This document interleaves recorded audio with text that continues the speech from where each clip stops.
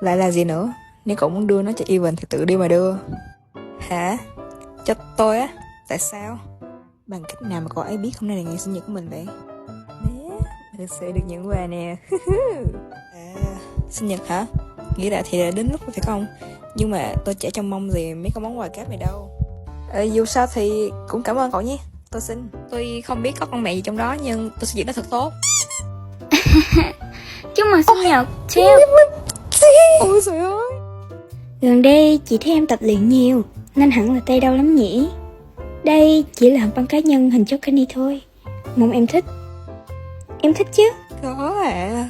Tiền sứ của em ơi, em có thể tặng cho chị cái một quả tên lửa cho chị.